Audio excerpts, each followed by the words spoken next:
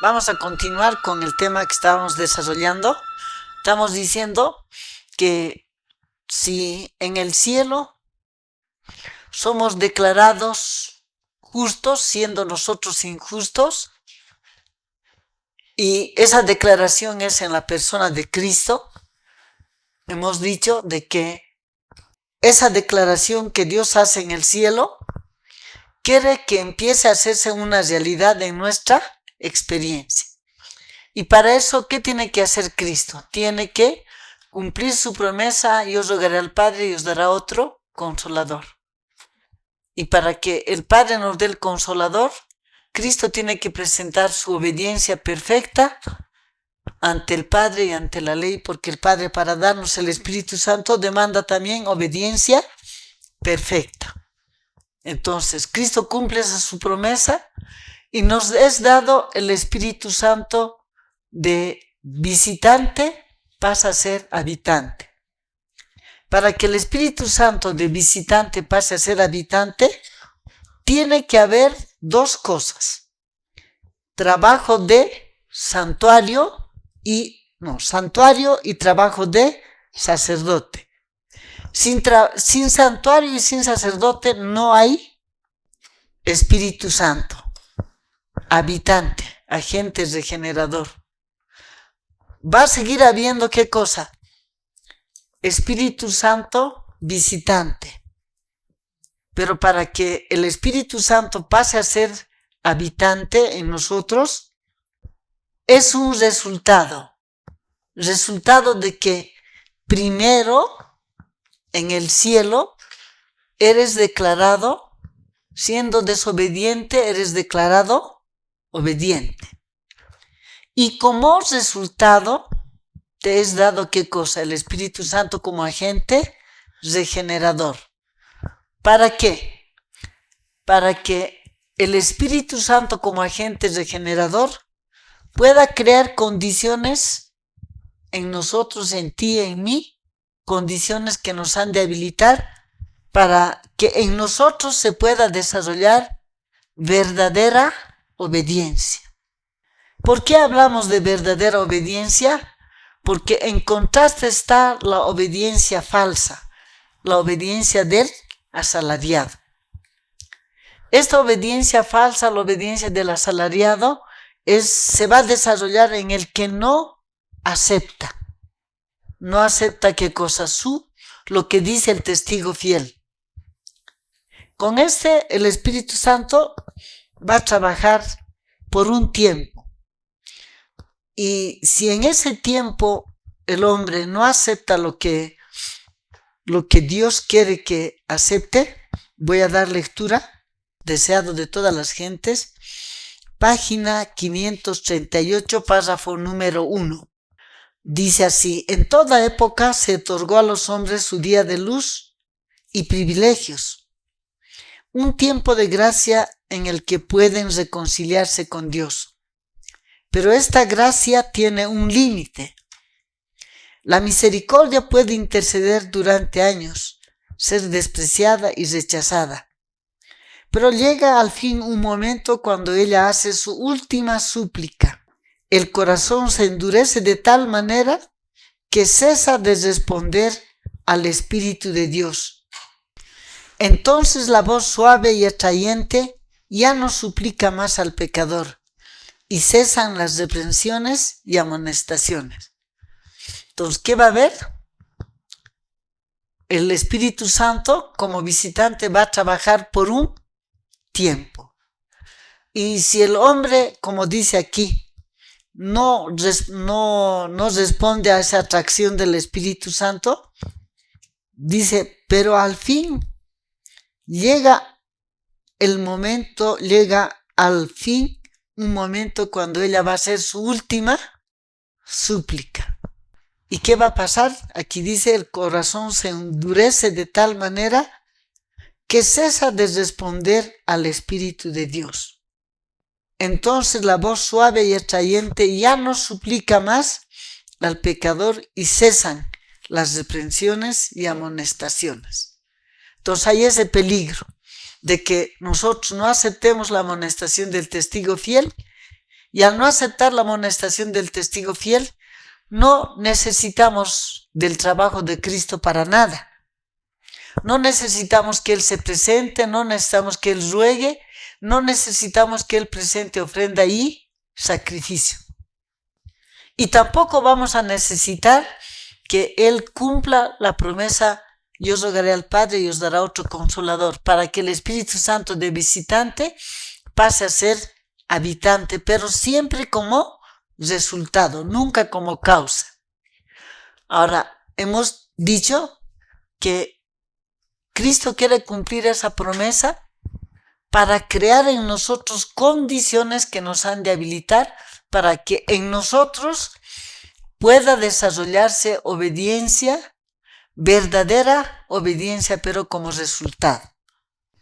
Y el otro trabajo que va a hacer el Espíritu Santo como agente regenerador, si nosotros cooperamos con Él, es que todo lo negativo que hay en nosotros Él lo va a mitigar, lo va a someter, lo va a subyugar. Eso siempre y cuando el ser humano quiera cooperar con Él. Pero hay otra cosa, hay un detalle que es importante que no debemos perder de vista, que este servicio diario es un servicio de preparación para enfrentar el juicio. En este servicio diario hemos dado lectura al libro de Daniel capítulo 7, 10, donde dice: el juez se sentó y los libros fueron abiertos. Entonces, en este servicio diario, cada uno de nosotros que estamos aquí, ¿qué tenemos? Tenemos en el cielo, tenemos un libro de memoria, que es libro de memoria de malas obras. Isaías capítulo 65, 6 y 7. Pero también cada uno de nosotros tiene ¿qué cosa? Un libro de memoria de buenas obras. Un libro de memoria de buenas obras. Así como dice Malaquías capítulo 3, el verso 16. Pero el nombre de todos nosotros está registrado en un libro general que se llama libro de la vida. Como dice en Filipenses, vamos a ver, vamos a poner la cita correcta. Filipenses capítulo número 4, 3. Asimismo te ruego también a ti, compañero fiel, que ayudes a estas que combatieron juntamente conmigo en el Evangelio, con Clemente también, los demás colaboradores míos cuyos nombres están en el libro de la vida. Aquí, ¿qué tenemos? Filipenses 4, 3, el libro de la vida, donde están registrados los nombres de las personas. Vamos a poner, está la persona A, la persona B, la persona C, la persona X, la persona Y y Z. Y cada uno de nosotros tenemos ¿qué cosa? En particular, todos los que estamos aquí, tenemos dos cosas en el cielo que no le pertenece a nadie. Y esas dos cosas son: uno, libro de memoria de malas obras, y libro de memoria de buenas obras. En este libro de memoria de malas obras vamos a poner, está el nombre de la persona A, pero también está aquí, buenas obras. En el servicio diario, y aquí, ¿qué está registrado? Están registrados los pecados. Cuando el ser humano acepta la amonestación del testigo fiel y acepta que la ley le condena no solamente por actos, sino también por miradas, por intenciones y finalmente por estado de ser, y reconoce la necesidad de tanto de la obediencia de Cristo como de su sangre, y él confiesa su pecado y pide perdón, ¿qué se registra en este libro de memoria de malas obras? ¿Qué se va a registrar? Se va a registrar la aceptación y el perdón. Eso es en el servicio diario. ¿Qué tenemos que tener asegurado? ¿Cuál es el objetivo del servicio diario? Asegurarnos en nuestro libro de memoria de malas obras la aceptación y el perdón. Y cuando nosotros, digamos, vamos a decir que estamos acostumbrados a mentir. Y cuando entendemos que por causa de la mentira merecemos la muerte segunda, y entendemos que esa mentira fue lo que le quitó la vida a Cristo, ¿qué vamos a hacer? Si entendemos y pensamos que por esa mentira Cristo en el Getsemaní estuvo contendiendo con Satanás y Satanás le decía, no, estos están separados y separados eternamente. Y si tú tomas la decisión de ser el garante de ellos, tú también quedarás eternamente separado. Nunca más volverás a ser uno con Dios. Pero ¿cómo salió Cristo de esa contienda con Satanás? Él salió vencedor. Satanás no pudo conseguir que Cristo no tome la decisión de ser tú y yo culpables pecadores. Entonces, cuando entendamos que este pecado o este otro pecado que practicamos fue el que determinó la muerte del Hijo de Dios, que fuiste tú quien le quitó la vida y tuvo que pasar toda esa angustia. Entonces, ¿qué vamos a hacer? Dice en el libro Deseado de todas las gentes, en la página 267, el párrafo número 3. Cada pecado vuelve a herir a Jesús. Al mirar a aquel a quien hemos traspasado, lloramos por los pecados que le produjeron angustia. Una tristeza tal nos inducirá a renunciar al pecado.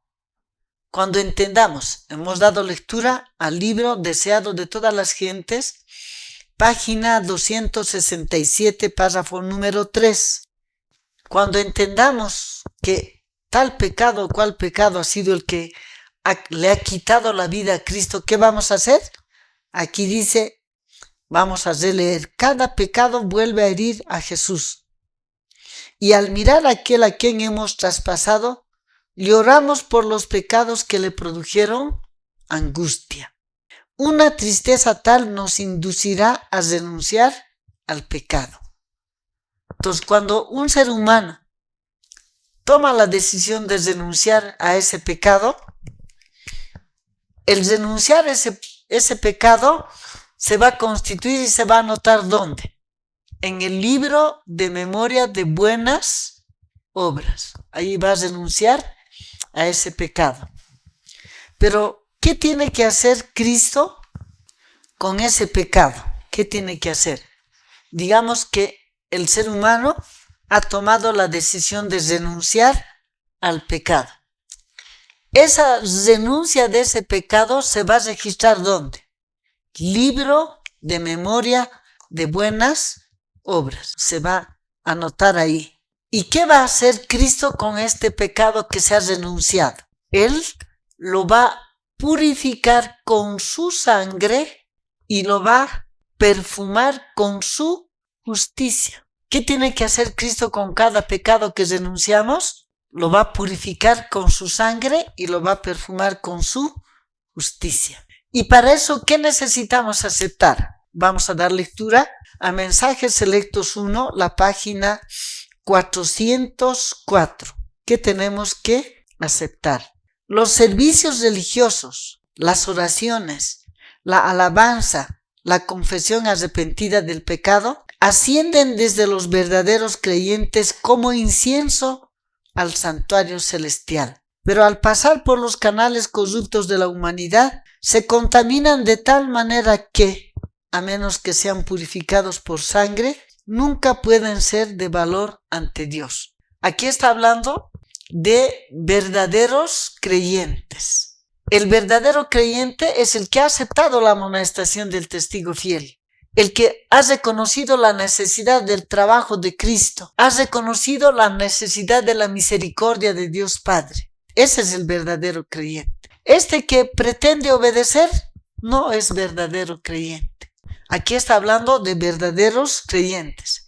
¿Y está hablando de qué? De nuestras oraciones, de las alabanzas, de la confesión arrepentida del pecado. Dice, al pasar por los canales corruptos de la humanidad se contaminan de tal manera que a menos que sean purificados por sangre, nunca pueden ser de valor ante Dios. No ascienden en pureza inmaculada, y a menos que el intercesor que está a la diestra de Dios presente y purifique todo por su justicia, no son aceptables ante Dios.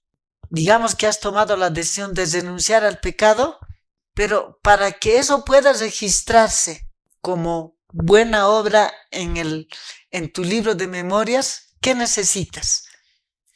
Aceptar que necesitas la obra intercesora de Cristo. Que Él haga ¿qué cosa? Tu renuncia al pecado, que lo purifique con su sangre, lo perfume con su justicia, y ahora, ¿qué tiene que hacer? Y presentarlo ante el Padre. Todo el incienso de los tabernáculos terrenales debe ser humedecido con las purificadoras gotas de la sangre de Cristo. Él sostiene delante del Padre el incensario de sus propios méritos, en los cuales no hay mancha de corrupción terrenal. Recoge en ese incensario las oraciones, la alabanza, las confesiones de su pueblo, y a ellas les añade su justicia inmaculada. Luego, perfumado con los méritos de la propiciación de Cristo, asciende el incienso delante de Dios plena y enteramente aceptable. Así se obtienen respuestas benignas. Entonces es importante que entendamos que aún la confesión que el Espíritu Santo te induce a que lo hagas y te induce para que tú puedas admitir tu pecado al punto y confesarlo y pedirle perdón, ¿qué necesita? Pasar por la sangre purificadora de Cristo y por su justicia, perfumarlo con su justicia. Si no aceptas que tu obediencia, que es resultado, necesita ser purificado por la sangre de Cristo, ¿se va a purificar? No se va a purificar. Y seguramente tampoco se va a registrar como buena obra. Y si no aceptas que no amas a Dios, ¿necesitas que Cristo presente su justicia? No necesitas. Por lo tanto, en tus registros de memorias, ¿qué no se va a anotar? No se va a anotar la palabra aceptado y perdonado. No se va a registrar. Por eso tenemos que pensar que al evento del juicio van a llegar dos clases de personas. Este que va a aceptar todo lo que diga el testigo fiel, y este que no va a aceptar. Este no va a aceptar. Tiene su libro de memoria de malas obras y tiene su libro de memoria de buenas obras. Y aquí está registrado su nombre. Y aquí están sus pecados anotados. Pero como no acepta la amonestación del testigo fiel, no acepta que naturalmente no tiene capacidad para amar a Dios ni a su prójimo, que naturalmente odia la ley de Dios, este no necesita. Este va a obedecer. Piensa que su obediencia es suficiente para ser aceptado ante Dios. Para esta persona, Cristo no va a trabajar. No va a ser su mediador. ¿Por qué es importante entender esto? En el libro Conflicto de los Siglos, en la página 672, párrafo 0, empezando en la página 671, párrafo 3, dice: cuando Él abandone el santuario, las tinieblas envolverán a los habitantes de la tierra. Durante ese tiempo terrible, los justos deben vivir sin intercesor a la vista del santo Dios. Aquí está, este es un párrafo que siempre se maneja, y se maneja así como para que se le infunda miedo al ser humano, que dice que los justos deben vivir sin intercesor. Pero vamos a analizar, hermanos. Si has aceptado la amonestación del testigo fiel en todo punto, si has aceptado que la ley de Dios no solamente te condena por miradas, sino también por las intenciones, por el odio y por todas esas cosas, entonces vas a tener necesidad de la obra acabada de Cristo, su obediencia, su muerte, pero también vas a tener necesidad de Cristo como tu sumo sacerdote.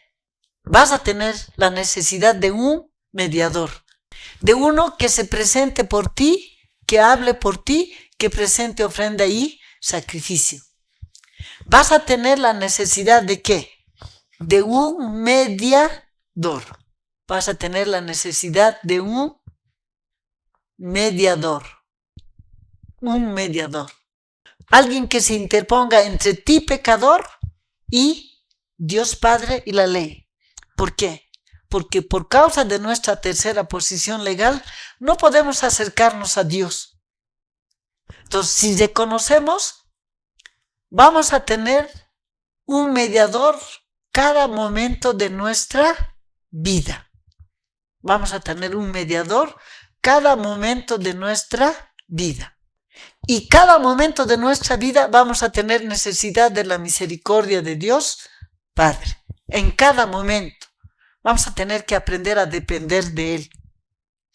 Pero este que no acepta, ¿qué no tiene? No necesita de la obediencia de Cristo, no necesita de su sangre, no necesita de mediador. Nunca ha tenido mediador. Necesitamos entender, nunca ha tenido mediador. De manera que cuando Cristo salga del santuario, ¿tuvo mediador cuando estaba Cristo en el santuario? No ha tenido mediador. Y cuando Él salga, no tiene tampoco mediador. Pero hemos leído al estar estudiando el ritual simbólico, que el sumo sacerdote en calidad de mediador, cuando ya está para terminar su trabajo, ¿qué hacía? Tomaba los pecados del pueblo sobre sí en calidad de mediador. Y en calidad de mediador hacía traer al macho cabrío que era para sacer y confesaba sus pecados. El que acepte la amonestación del testigo fiel en todo punto va a tener necesidad de mediador a cada momento, a cada paso de su vida. De manera que cuando Cristo salga del santuario, va a seguir teniendo un mediador. No es que no va a tener mediador, va a tener mediador. Pero nunca ha tenido mediador. Él está obedeciendo, y con su obediencia falsa, se está presentando ante Dios. Y Dios, ¿qué le dijo Dios a Adán? Cuando Adán le estaba ofreciendo obediencia perfecta, ¿qué le dijo Dios a Adán? No, tu naturaleza se ha depravado. ¿Aceptó la obediencia que Adán le estaba ofreciendo a Dios? No aceptó. Entonces, tenemos que entender que si en el cielo no eres declarado obediente perfecto mientras eres desobediente 100%, no vas a llegar nunca en tu experiencia se va a desarrollar la verdadera obediencia. Nunca vas a tener al Espíritu Santo como agente regenerador Y Él nunca va a crear en ti las condiciones que te van a habilitar para que aprendas a tener obediencia verdadera. Por lo tanto, aquí, ¿qué se va a registrar? Nada. Tampoco va a haber, ¿qué cosa? Aceptación ni perdón. No va a haber. Necesitamos entender eso. Dios quiere que entendamos eso. ¿Por qué Dios quiere que entendamos eso? Porque Dios quiere tener un pueblo que no tenga más miedo a que llegue la hora del juicio.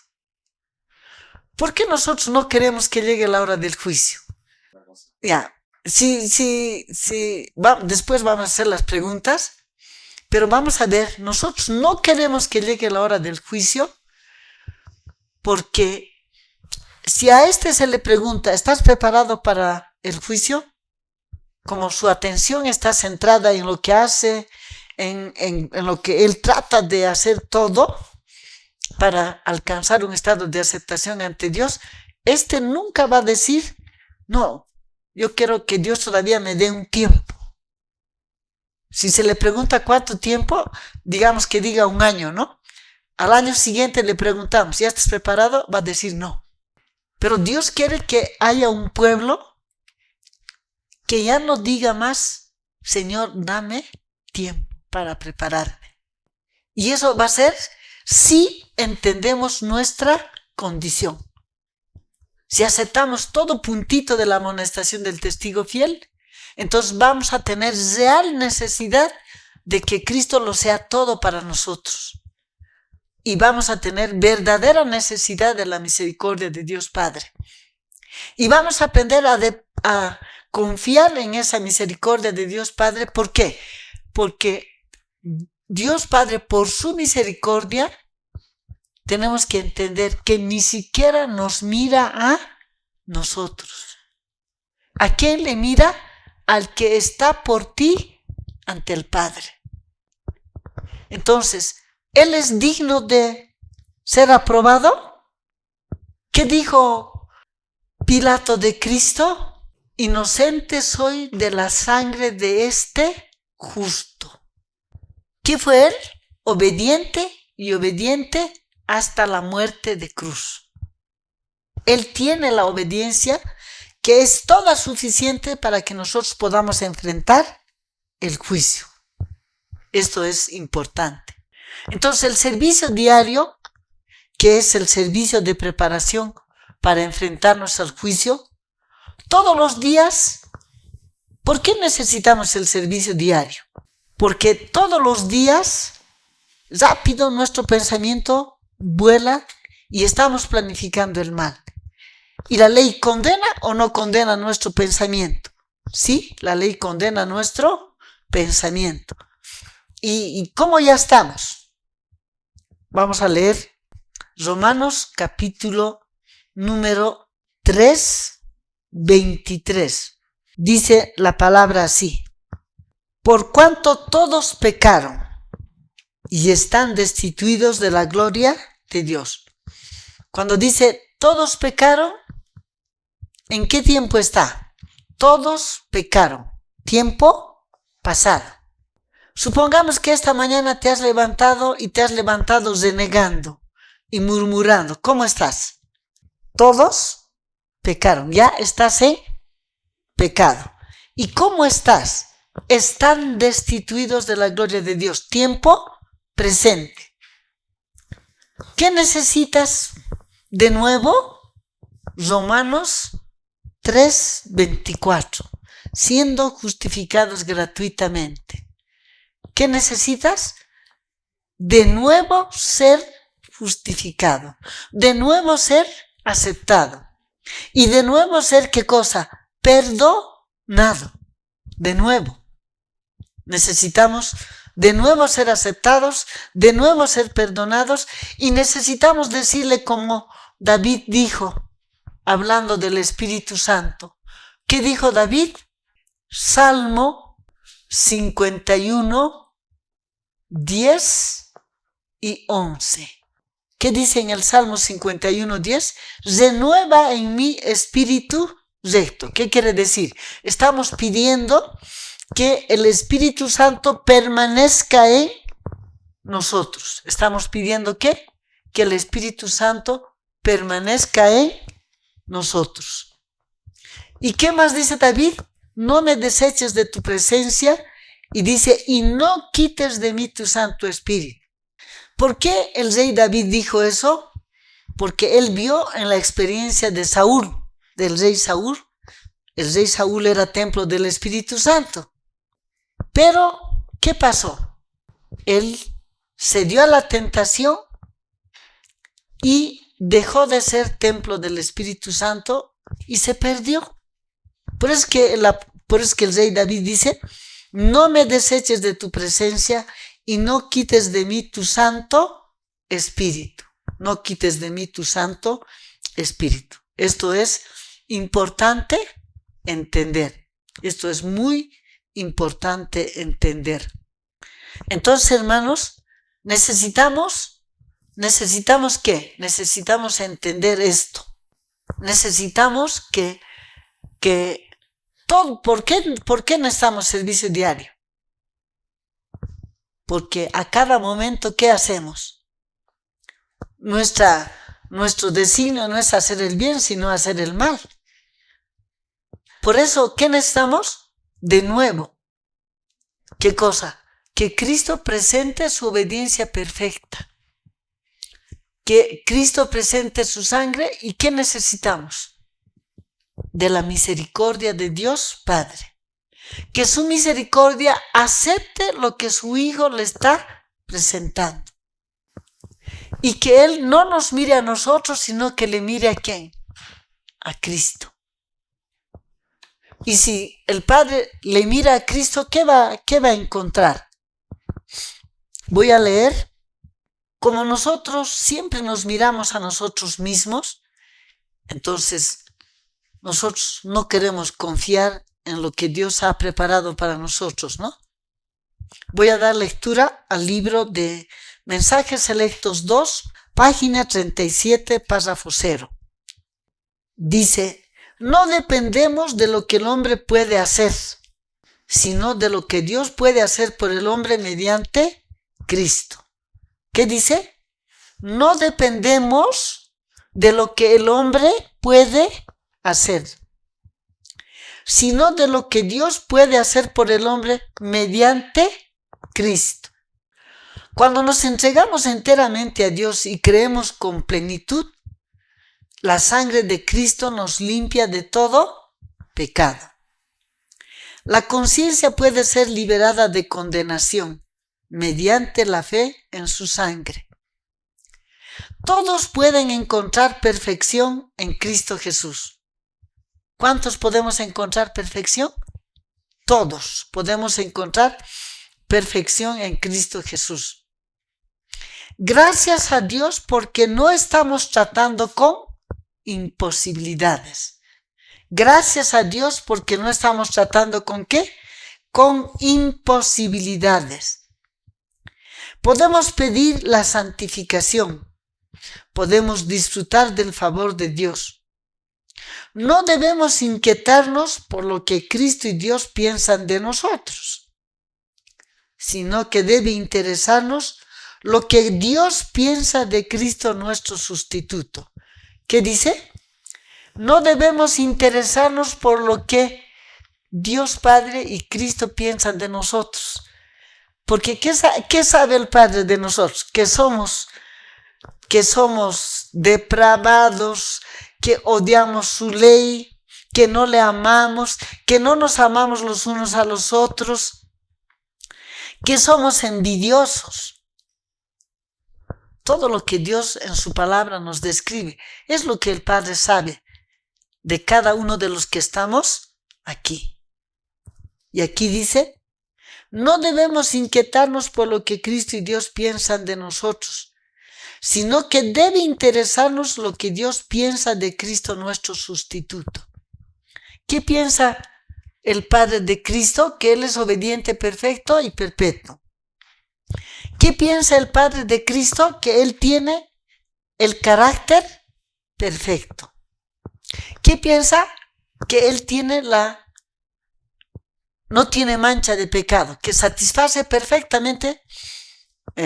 Primera de Pedro 1, 15, 16. Y que Él tiene su vida justa. Además de eso, Él tiene la paga del pecado, es la muerte, su sangre. Dice, somos aceptos en Él, amado. ¿En quién Dios nos acepta? Mañana tras mañana, tarde tras tarde, minuto tras minuto, en Él, amado. Somos aceptos en el amado.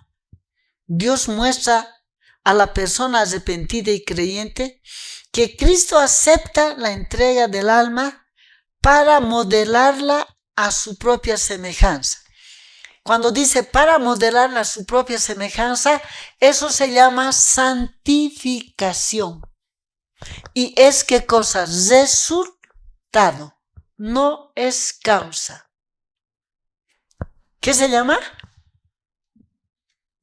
Cuando dice para modelarnos a su semejanza, ¿eso es para que seamos aceptados? No.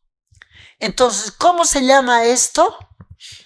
Lo que el Espíritu Santo va a hacer en nosotros se llama santificación. ¿Y qué es? Es un resultado. En Cristo, ¿qué tienes? En Cristo tienes santificación perfecta. Pero esa santificación perfecta que tienes en Cristo, Dios quiere que empiece a hacerse realidad en tu persona. Vamos a leer. Primera de Corintios, capítulo 1, el verso número 30. Primera de Corintios 1:30. Mas por Él estáis vosotros en Cristo Jesús, el cual nos ha sido hecho por Dios sabiduría, justificación, santificación y redención.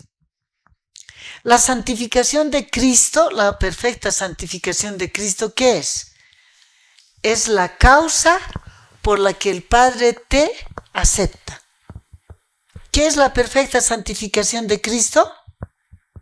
La causa por la que el Padre te acepta y te declara ¿qué cosa? Perfectamente santificado. ¿Pero en quién? En Cristo. Pero ahora Él quiere ¿qué cosa? Que esa declaración empiece a hacerse realidad en tu persona. Vamos a leer. Primera de Corintios capítulo 1, verso 2. A la iglesia de Dios que está en Corinto, a los santificados en Cristo. ¿Qué dice? ¿En quién hermanos, en este momento, en quién todos los que estamos aquí tenemos santificación perfecta? Es en Cristo. Dice, a la iglesia de Dios que está en Corinto, a los santificados en Cristo Jesús. Dice, llamados a ser santos, como resultado, no como causa. ¿En quién estás perfectamente santificado? En Cristo. ¿Qué hace el Padre? Acepta la santificación perfecta de Cristo y te declara ¿qué? 100% santificado. Pero ahora quiere que esa declaración empiece a hacerse una realidad en tu persona. Por eso Cristo tiene que cumplir la promesa. Yo rogaré al Padre y os dará otro consolador. ¿Para qué? Dice, llamados a ser santos. En tu experiencia personal, ¿qué quiere Dios?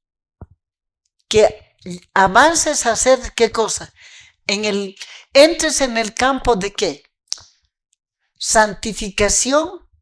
Pero no para que con esta santificación te presentes ante Dios. Dios quiere que en nosotros se desarrolle esta santificación para poder enfrentar la crisis. Esto es importante que entendamos. ¿Para qué Dios quiere que en nosotros se desarrolle santificación? Y vamos a decir así, esta es santificación verdadera. Este también tiene santificación, porque está obedeciendo. Pero su santificación, ¿qué es? Este tiene santificación, pero tiene santificación falsa. ¿Por qué? Porque el Padre no te declaró ¿qué cosa? Perfectamente santificado, 100% santificado ¿en quién? En Cristo. Entonces, ¿qué hay? Dos clases de santificación. Y nosotros vamos a elegir en cuál queremos estar. Dice, la santificación espuria no lleva a glorificar a Dios, sino que induce a quienes pretenden poseerla a exaltarse y a glorificarse a sí mismos. Fe y Obras, página 89, párrafo 3. Fe y Obras, página 89, párrafo 3. La santificación espuria no lleva a glorificar a Dios, sino que induce a quienes pretenden poseerla a exaltarse y a glorificarse a sí mismos. ¿Qué va a decir en quién se está desarrollando la santificación verdadera? Digamos que le va a ver a un borracho, ¿no? ¿Qué va a decir? Yo, gracias a Dios, no soy alcohólico. Yo no bebo. Digamos que le va a ver digamos que por ahí les voy a comer a ustedes carne. ¿Qué va a decir? Yo, gracias a Dios, no soy carnívoro. ¿Qué es? Santificación espuria. Es santificación falsa. Página 89 de Fe y Obras, párrafo 2. La verdadera santificación es nada más ni nada menos que amar a Dios con todo el corazón, caminar en sus mandamientos y estatutos sin mácula. ¿Qué es la verdadera santificación?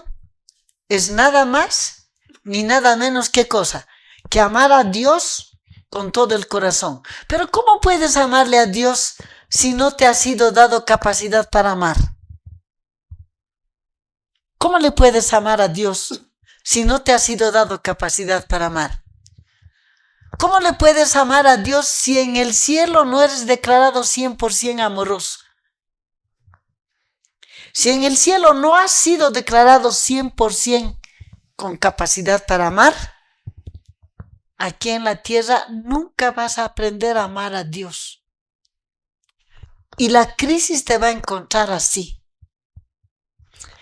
Santificación verdadera es nada más ni nada menos que amar a Dios con todo el corazón y caminar en sus mandamientos y estatutos sin mácula.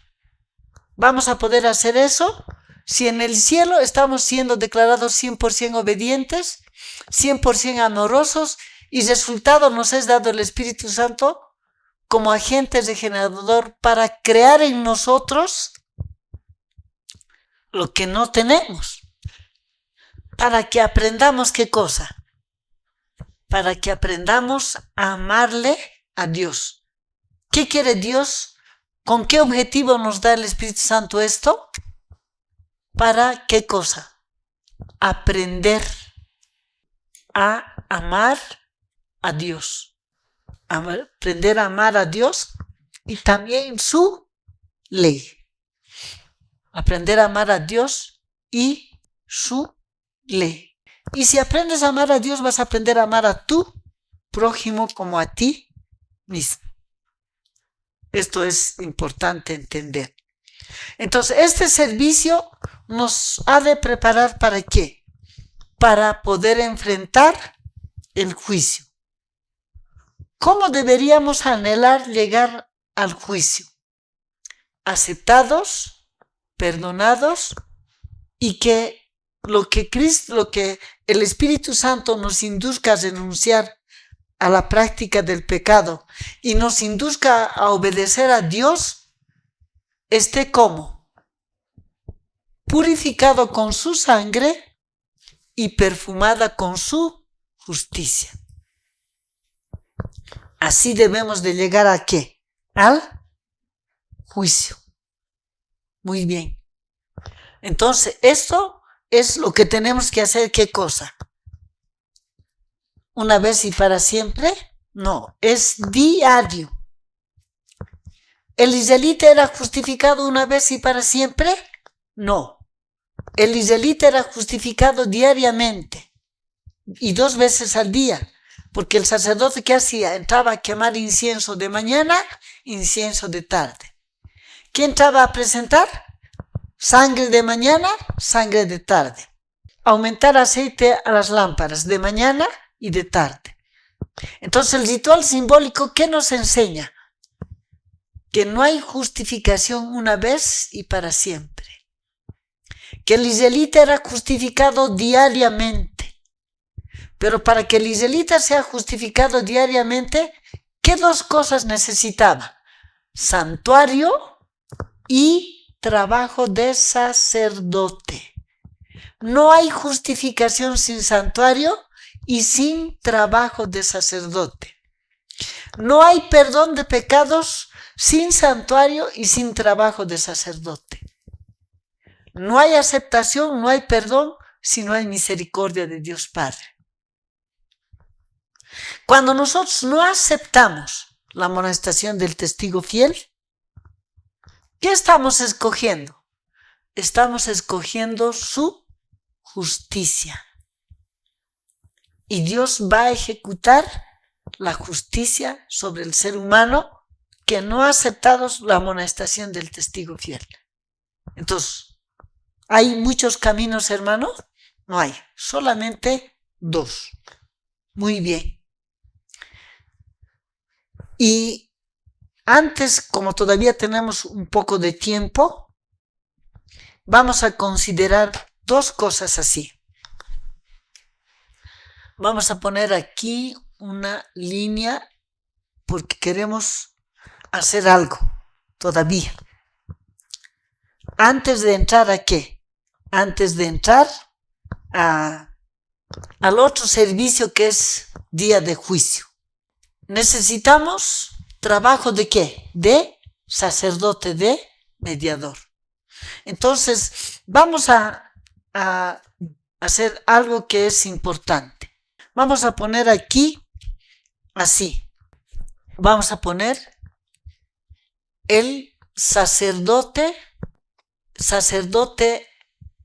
de Hebreos, capítulo 4, 14. Y vamos a poner al sacerdote, aquí vamos a poner sacerdote de Éxodo, capítulo 28. Vamos a dar lectura en la carta a los Hebreos, así. Carta a los Hebreos.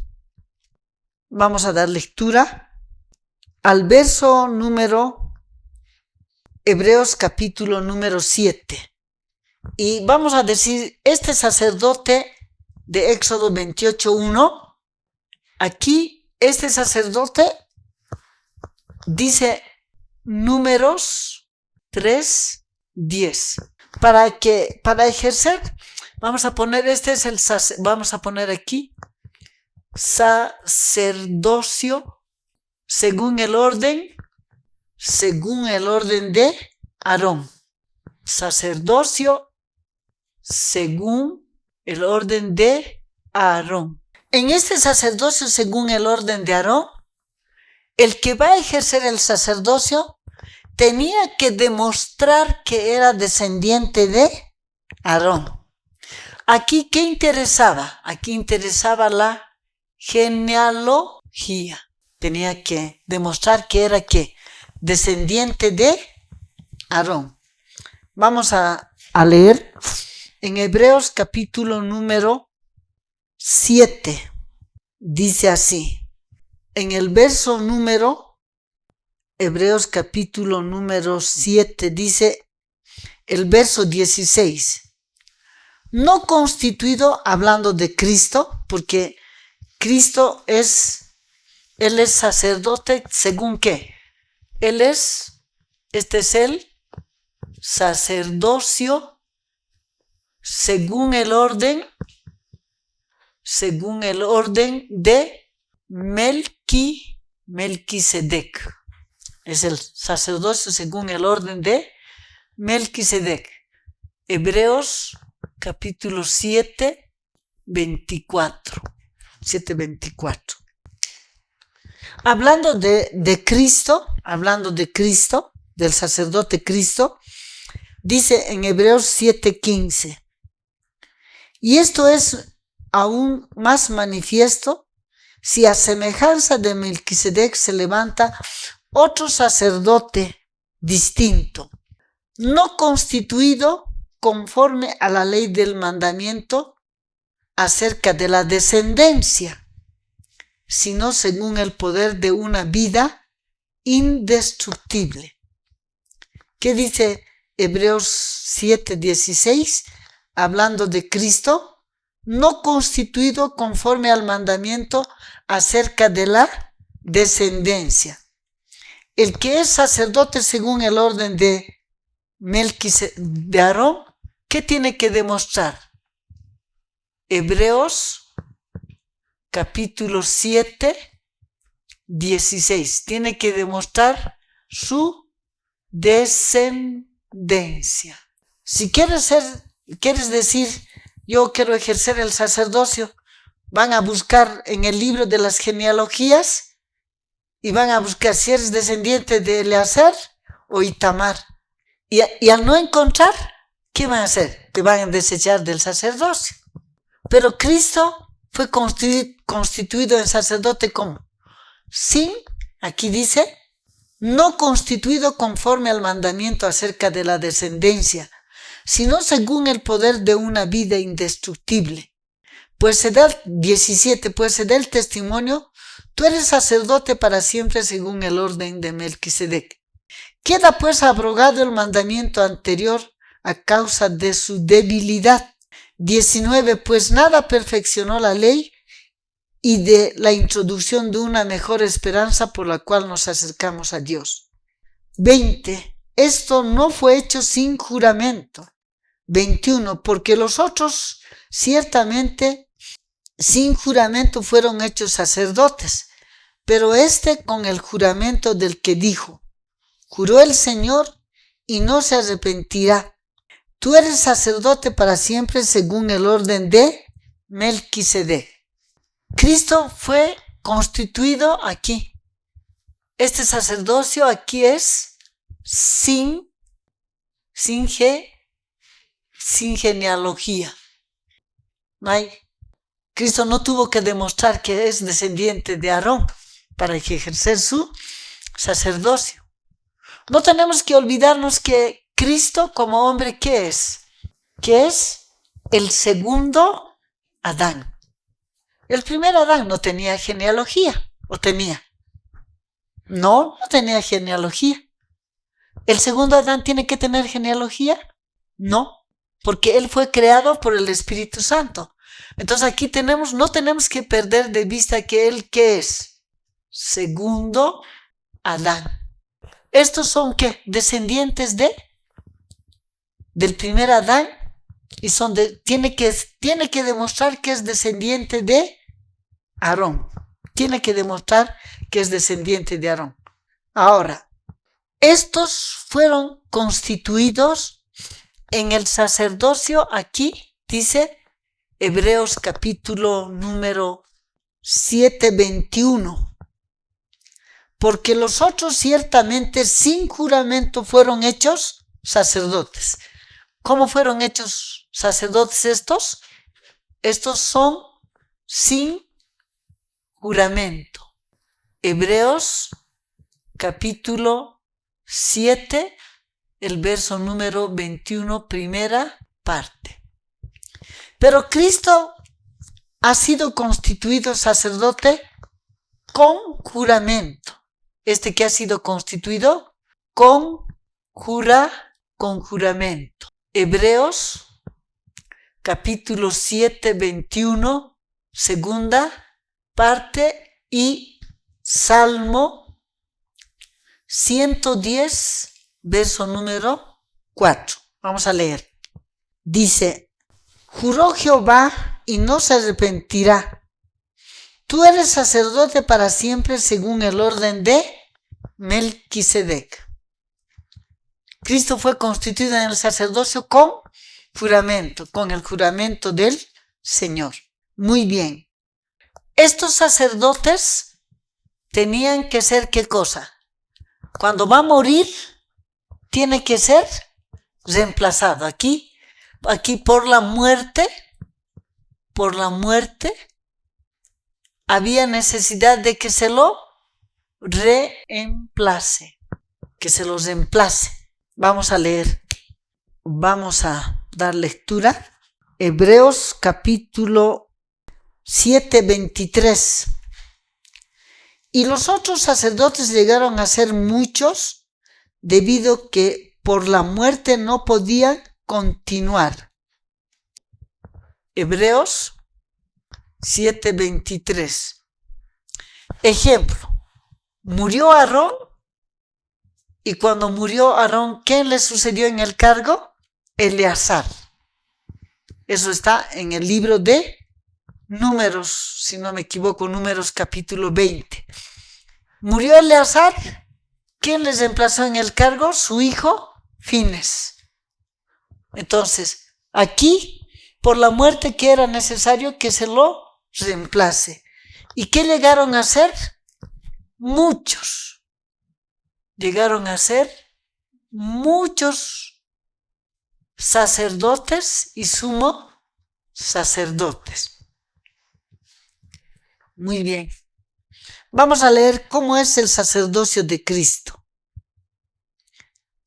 Dice así, en el verso número 16, constituido conforme a la ley del mandamiento acerca de la descendencia, sino según el poder de una vida indestructible. Dice, según el poder de una vida indestructible. Dice en el verso 24, mas por cuanto permanece para siempre, tiene un sacerdocio inmutable. ¿Por qué tiene un sacerdocio inmutable? Porque fue constituido en el sacerdocio según el poder de una vida indestructible. ¿Por qué? Porque él, como hombre, ¿qué hizo? Vivió una vida de obediencia perfecta y perpetua. Él no murió porque él era pecador. Él murió porque a él se le imputó un pecado ajeno.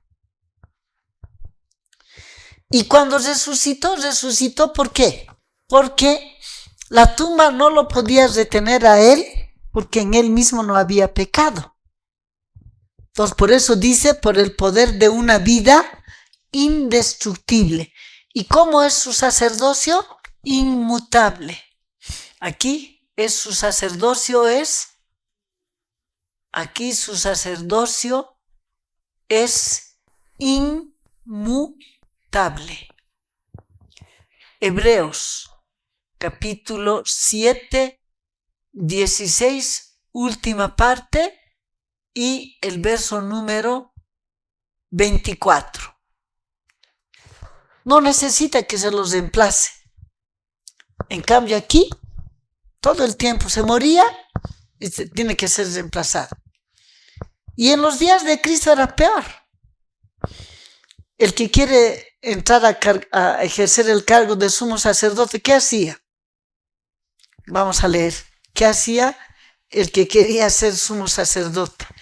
Vamos a dar lectura al libro deseado de todas las gentes. Vamos a leer cómo era ese asunto en los días de Cristo. Dice en la página 22, párrafo número 2, en el tiempo del nacimiento de Cristo, la nación estaba atascando el freno bajo sus amos extranjeros y la atormentaba la disensión interna. Se había permitido a los judíos conservar la forma de un gobierno separado, Pero nada podía disfrazar el hecho de que estaban bajo el yugo romano, ni avenirlos a la restricción de su poder. Los romanos reclamaban el derecho de nombrar o remover al sumo sacerdote. ¿Qué hacían los romanos? Reclamaban el derecho de remover o nombrar al sumo sacerdote. Y este cargo se conseguía con frecuencia por el fraude, el cohecho y aún el homicidio. Así el sacerdocio se volvía cada vez más corrompido. ¿Cómo se obtenía el cargo de sumo sacerdote? Dice, por el fraude, el cohecho y aún el crimen. El que estaba queriendo ser sumo sacerdote y veía que alguien te toca por derecho, ¿qué hacía? Lo mandaba a matar para entrar en el cargo. O tenía que pagar grandes sumas de dinero ¿a quién? Al romano, para que lo ponga en el cargo. Entonces, así, este sacerdocio, ¿cómo era? Bueno, antes de eso, vamos a ver, estamos diciendo, aquí es un sacerdocio inmutable. ¿Por qué? Porque fue constituido según el poder de una vida indestructible, por lo tanto su sacerdocio es inmutable. No necesita que se lo reemplace. ¿Qué más vamos a decir? Este sacerdocio es, aquí solo se va a ocupar solo de cosas que a Dios se refiere. Quiere decir que solamente se va a ocupar de cosas espirituales. No podía ejercer, ¿qué cosa? El gobierno. Dios le asignó para que solamente se ocupe de cosas espirituales. Vamos a leer en el libro de Segunda de Crónicas, capítulo número 26. Dice así, hablando del rey Usías. Dice, más cuando, verso 16, del verso 16 en adelante voy a leer. Mas cuando ya era fuerte, su corazón se enalteció para su ruina, porque se rebeló contra Jehová su Dios, entrando en el templo de Jehová para quemar incienso en el altar del incienso. Y entró tras él el sacerdote Azarías, y con él 80 sacerdotes de Jehová, varones valientes. Y se pusieron contra el rey Usías, y le dijeron, no te corresponde a ti, oh Usías, el quemar el incienso a Jehová, sino a los sacerdotes, hijos de Aarón, que son consagrados para quemarlo. Sal del santuario porque has prevaricado, no te será para gloria delante de Jehová. ¿Qué quiso hacer el rey Usías? Quemar el incienso, y entró hasta el santuario. ¿Qué le dijo a Azarías? No te corresponde a ti, oh Usías, el quemar el incienso a Jehová, sino a los sacerdotes hijos de Aarón, que son consagrados para quemarlo. Sal del santuario porque has prevaricado, no te será para gloria delante de Jehová. Entonces Usías, teniendo en la mano un incensario para ofrecer incienso, se llenó de ira, y en su ira contra los sacerdotes, la lepra le brotó en la frente delante de los sacerdotes en la casa de Jehová junto al altar del incienso. Y le miró el sumo sacerdote Azarías, Y todos los sacerdotes, he aquí que la lepra estaba en su frente, y le hicieron salir apresuradamente de aquel lugar, y que también se dio prisa a salir porque Jehová lo había herido. ¿De qué cosa nomás tenía que preocuparse el sumo sacerdote? Solo tenía que preocuparse de cosas que a Dios se refiere. Números 3:10. Hemos leído segunda de Crónicas, capítulo 26. Capítulo 26. Hemos leído del verso número 16 al 16. El verso más importante que nos interesa es lo que dice el verso 18. Ellos se debían de ocupar solo de cosas que a Dios se refiere. No debían de ocuparse de cosas de carácter civil. Pero, ¿cómo tenemos aquí a este sacerdote? ¿Qué tenemos a este sacerdote? Vamos a leer Hebreos capítulo 7, el verso número 1 y 2. Porque este Melquisedec, rey de Salem, sacerdote del Dios Altísimo, que salió a recibir a Abraham, que volvía de la derrota de los reyes, y le bendijo. Asimismo dio a Abraham los diezmos de todo, cuyo nombre significa primeramente rey de justicia, y también rey de Salem, es el rey de paz. Entonces Cristo es sacerdote según el orden de Melquisedec. Así leemos en el verso 17.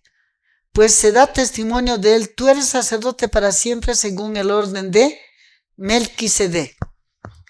Este sacerdote según el orden de Melquisedec, el verso 1, verso 2, 17 y también el verso número 21, es a su vez, ¿qué cosa? Rey y sacerdote. ¿Por qué es rey? Él es el segundo Adán. ¿Quién era el primer rey? Era rey. ¿Quién era el primer Adán? Era rey. Pero de rey pasó a ser esclavo. ¿Qué necesitamos? Un nuevo rey. ¿Qué se dijo de Cristo cuando nació? Mateo capítulo 2, 1 al 2. ¿Dónde está el rey de los judíos que ha nacido? Porque su estrella hemos visto en el oriente. Y él es rey, porque es el segundo Adán, es rey.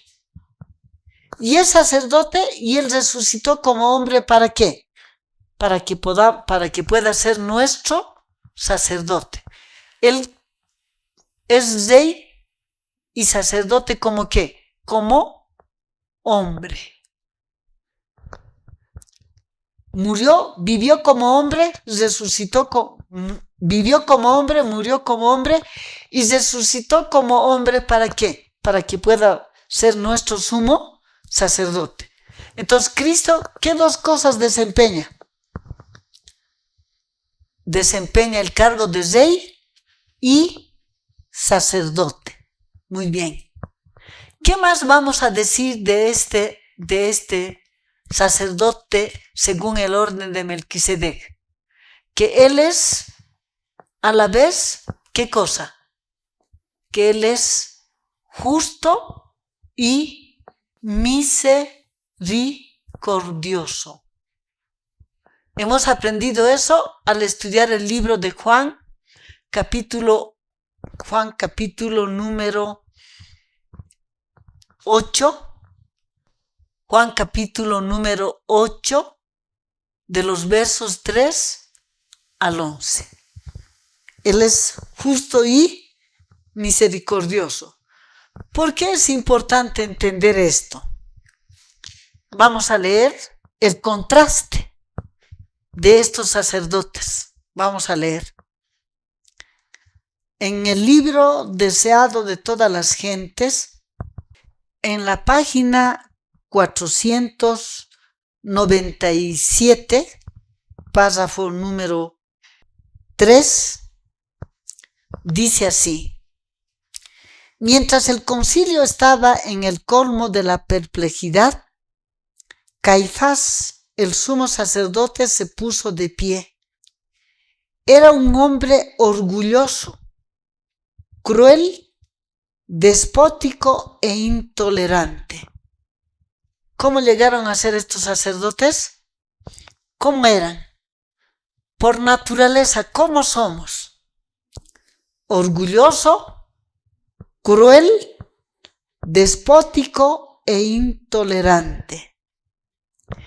Entre sus relaciones familiares había saduceos soberbios, atrevidos, temerarios, llenos de ambición y crueldad, ocultas bajo un manto de pretendida justicia.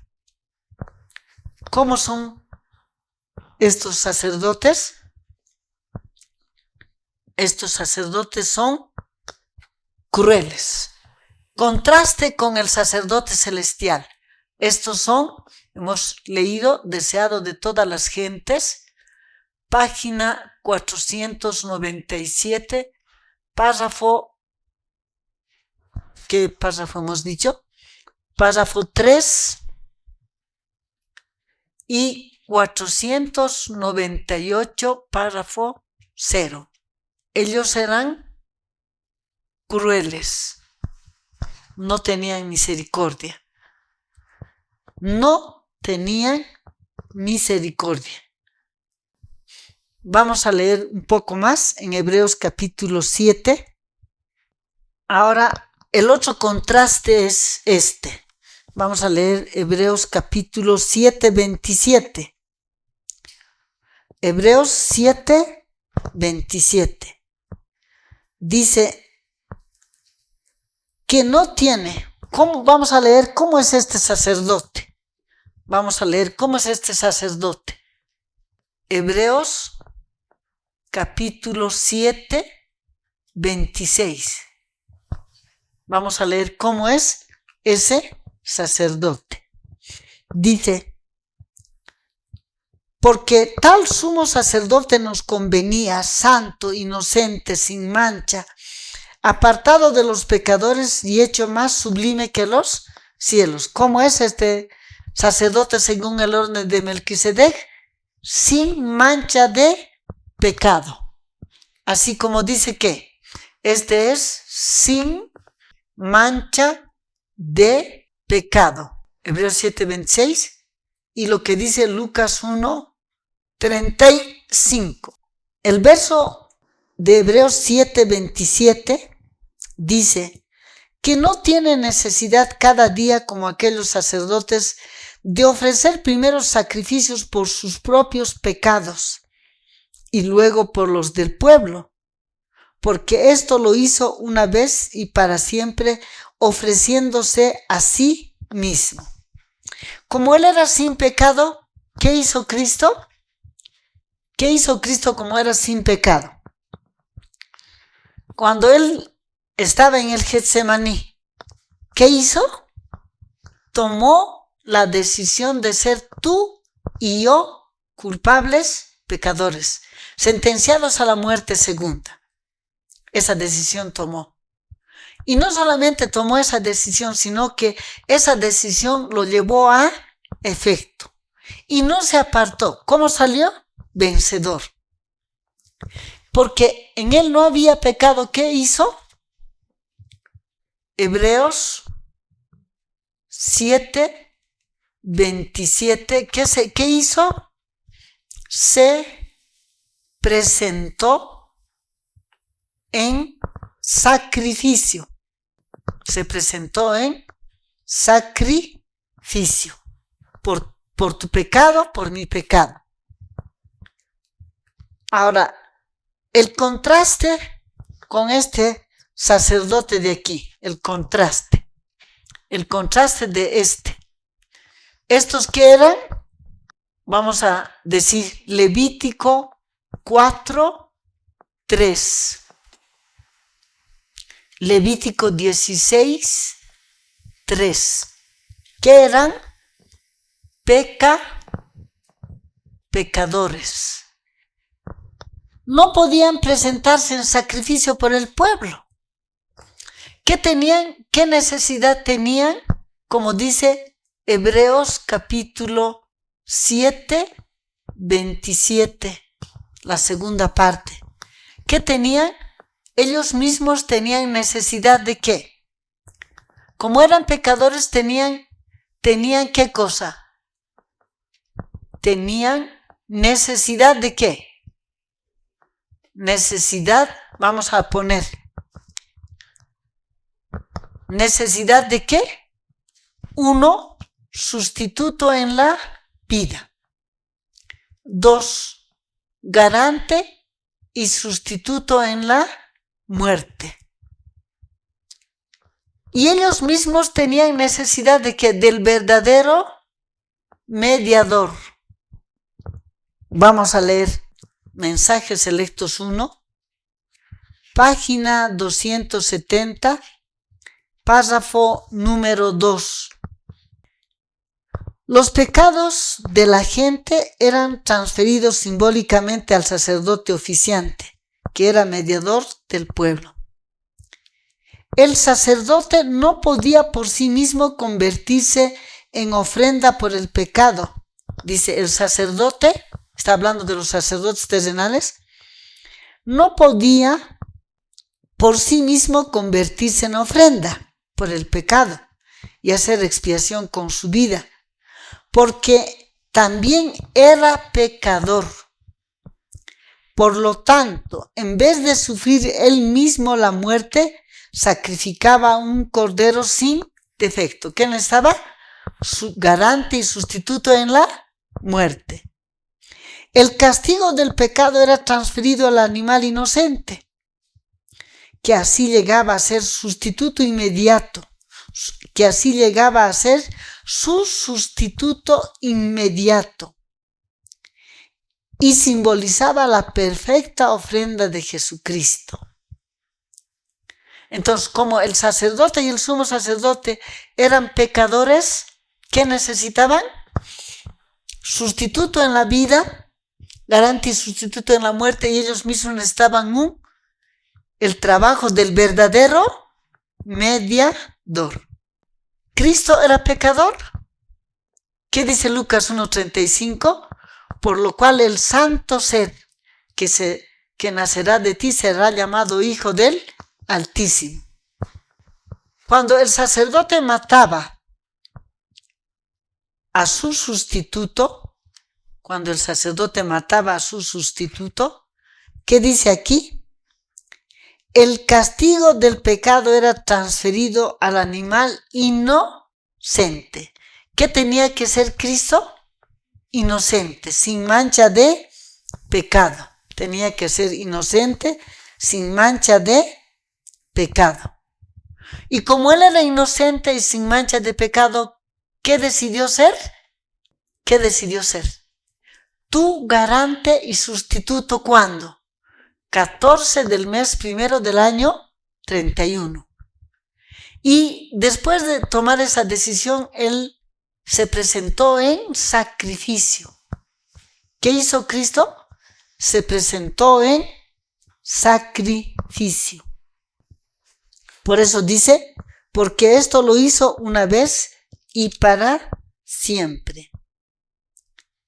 Dice en el Hebreos capítulo 9:26. De otra manera hubiera sido necesario padecer muchas veces desde el principio del mundo. Pero ahora en la consumación de los siglos se presentó una vez y para siempre por el sacrificio de sí mismo para quitar de en medio el pecado. ¿Qué hizo Cristo? Se presentó en sacrificio. ¿Cuántas veces? Una vez y para siempre. Una vez y para siempre. Pero estos, ¿qué tenían que hacer? Presentar sacrificio todas las veces que van a ejercer, o cuando ellos eran convencidos de pecado y querían que su pecado sea perdonado, ¿qué tenían que hacer? Llevar su sustituto y con su propia mano quitarle la vida al este. Ahora, quiero decir lo siguiente. Hebreos 9:26 es la obra de Cristo aquí en la tierra. ¿Qué hizo? Se presentó en sacrificio una vez y para siempre. Esto es obra de Cristo aquí en la tierra. Pero en el cielo, Hebreos 8:3, no es que Él presenta una vez y para siempre, ¿qué cosa? La ofrenda y el sacrificio. ¿Esto qué hace? Todos los días. Y tendrá que hacerlo cuando llegue la hora del juicio. Tendrá que hacerlo cuando llegue la hora del juicio. Entonces, tenemos que entender lo que dice Hebreos 7:26. Se presentó en sacrificio, ¿dónde? Una vez y para siempre aquí en la tierra. ¿Cuándo? 14 del mes primero del año 31. Pero que Él presente su vida y su sangre, eso no es. Hebreos 8:3 no está hablando de la obra de Cristo aquí en la tierra, sino de la obra de Él en el cielo. Entonces, aquí está hablando de esto. De otra manera le hubiera sido necesario padecer muchas veces desde el principio del mundo. Pero ahora en la consumación de los siglos, ¿cuándo es eso? Mes primero, 14 de Abib, a la hora 9. Se presentó una vez para siempre por el sacrificio de sí mismo para quitar en medio el pecado. Entonces, esto es importante que podamos entender. Entonces, aquí tenemos un contraste entre ¿quién? Entre el verdadero sacerdote y esto. ¿Qué hacían estos sacerdotes? Todo este trabajo que hacían estos sacerdotes, su trabajo que hacían, el ministerio sacerdotal terrenal, ¿qué era? Era una representación ¿de qué? Del ministerio sacerdotal celestial de Cristo. ¿Qué nomás era? Una representación del ministerio sacerdotal de Cristo. ¿Qué nomás estaban haciendo ellos? Una representación ¿de qué? Del ministerio sacerdotal celestial de Cristo. ¿Queremos entender qué trabajo está haciendo Cristo? ¿Qué debemos hacer? Entender qué cosa. El ministerio sacerdotal terrenal. Porque lo que hacía allá está haciendo ¿quién?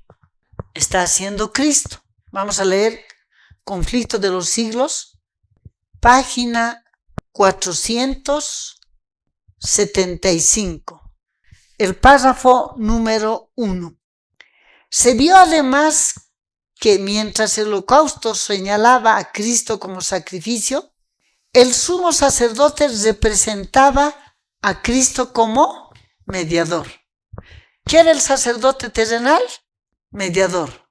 Y como mediador, ¿qué estaba haciendo? Dice, el sumo sacerdote representaba a Cristo como mediador. Entonces, ¿qué era el sumo sacerdote terrenal? Mediador. ¿Qué estaba representando? A Cristo como el verdadero mediador. Entonces, es importante que podamos entender estas cosas.